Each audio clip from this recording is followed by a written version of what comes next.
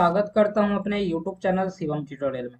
दोस्तों, आज की इस वीडियो में हम बात करने वाले हैं बिहार के गवर्नमेंट इंजीनियरिंग कॉलेज में एमटेक कोर्स के लिए जो सीट अवेलेबल है उसके बारे में। दोस्तों, सबसे पहले हम एमआईटी मुजफ्फरपुर के बारे में बात करें तो यहाँ पे मैकेनिकल इंजीनियरिंग में मशीन डिजाइन का कोर्स अवेलेबल है, जिसपे टोटल 18 सीट पे एडमिशन मिलता है। इंजीनियरिंग का कोर्स है तो इस पे भी 18 सीट पे एडमिशन मिलता है। बीसी भागलपुर में मैकेनिकल के लिए दो कोर्स है, जिसमें एक मैन्युफैक्चरिंग इंजीनियरिंग है, 18 सीट अवेलेबल है। एक थर्मल इंजीनियरिंग है जिसपे भी 18 सीट अवेलेबल है। उसी तरह से जीईसी वैशाली में हम बात करें तो यहाँ पे मैकेनिकल इंजीनियरिंग के लिए एनर्जी सिस्टम एंड मैनेजमेंट है, ये कोर्स अवेलेबल है। टोटल 18 सीट पर एडमिशन मिलता है। जीईसी गया में मैकेनिकल इंजीनियरिंग में मैन्युफैक्चरिंग टेक्नोलॉजी अवेलेबल है, तो टोटल 18 सीट पर एडमिशन मिलता है। और केसी कटिहार में आपको मैन्युफैक्चरिंग इंजीनियरिंग है, उस पर टोटल 30 सीट पे एडमिशन मिलता है। तो इस तरह से मैकेनिकल के लिए टोटल 138 सीट अवेलेबल है, और जिसमें लगभग 33% सीटें हैं वो गर्ल्स के लिए रिजर्व रखा गया है। तो इसमें 46 सीट है जिसपे गर्ल्स कैंडिडेट का एडमिशन होने वाला है। सिविल इंजीनियरिंग के बारे में बात करें तो एमआईटी मुजफ्फरपुर में सिविल इंजीनियरिंग के लिए दो कोर्स अवेलेबल है, जिसमें जियो टेक्निकल इंजीनियरिंग है जिसपे 30 सीट पे एडमिशन मिलता है, और एक ट्रांसपोर्टेशन इंजीनियरिंग है जिसपे 18 सीट पर एडमिशन मिलता है। इसके बाद जीईसी गया है जिसमें सिविल इंजीनियरिंग है, वो स्ट्रक्चरल इंजीनियरिंग का कोर्स है। जीईसी वैशाली है जहाँ पे स्ट्रक्चरल इंजीनियरिंग का कोर्स है, तो 18-18 सीट पे एडमिशन मिलता है। और Bihar remote sensing application centre Patna में भी सिविल इंजीनियरिंग का कोर्स है, तो यहाँ पे जियो इन्फॉर्मेटिक्स का कोर्स अवेलेबल है 18 सीट पे।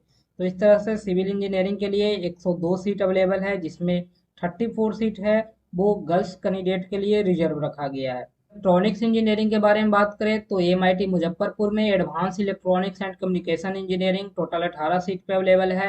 गया में आपको इलेक्ट्रॉनिक्स एंड कम्युनिकेशन है वो वीएलएसआई डिजाइन कोर्स अवेलेबल है 18 सीट पे। Electronics and communication signal processing and VLSI technology का कोर्स है वो वेस्ट चंपारण में है, 18 सीट पे अवेलेबल है। सुपौल कॉलेज ऑफ इंजीनियरिंग में वीएलएसआई डिजाइन है वो 18 सीट पे अवेलेबल है।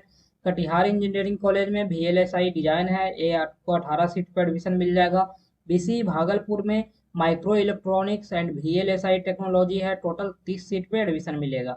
जीईसी वैशाली में इलेक्ट्रॉनिक्स इंजीनियरिंग के लिए एडवांस कम्युनिकेशन टेक्नोलॉजी है, तो टोटल 30 सीट अवेलेबल है। इसके बाद अररिया का जो गवर्नमेंट इंजीनियरिंग कॉलेज है वहाँ पे इलेक्ट्रॉनिक्स ब्रांच के लिए आपको इलेक्ट्रॉनिक्स एंड कम्युनिकेशन इंजीनियरिंग का कोर्स है, वो टोटल 30 सीट पे अवेलेबल है। तो इस तरह से इलेक्ट्रॉनिक्स इंजीनियरिंग के स्टूडेंट के लिए 180 सीट अवेलेबल है, जिसमें 60 सीट है वो गर्ल्स स्टूडेंट के लिए रिजर्व रखा गया है। हम कंप्यूटर साइंस इंजीनियरिंग के बारे में बात करें तो एनसी चंडी में आपको सीएसई ब्रांच में एडमिशन है वो होगा। जो कोर्स अवेलेबल है वो सीएसई का है, और 30 सीट यहाँ पे अवेलेबल है।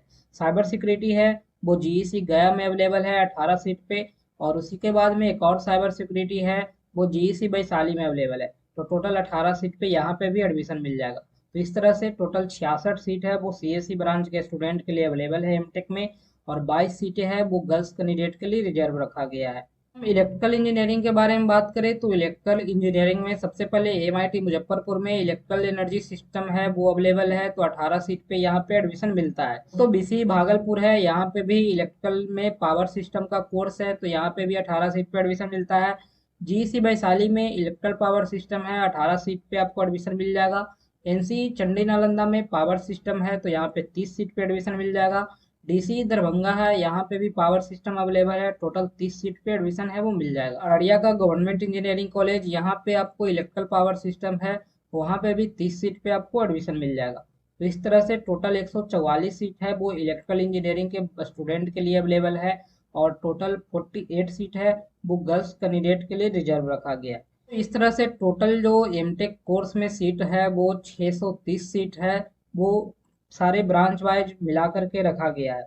और आपका जो गर्ल्स के लिए जो सीट है उसमें से 210 सीटें हैं वो रिजर्व रखी गई है। तो इतने सीटों में पहले गेट क्वालिफाइड स्टूडेंट का जब काउंसलिंग होगा तो पूरी उम्मीद है कि लगभग 50% से ज़्यादा सीटें हैं वो खाली रह जाएगी, और जिसे नॉन गेट यानी कि जो बीटेक के स्कोर पे एडमिशन लेने वाले हैं उनके थ्रू भरा जाएगा।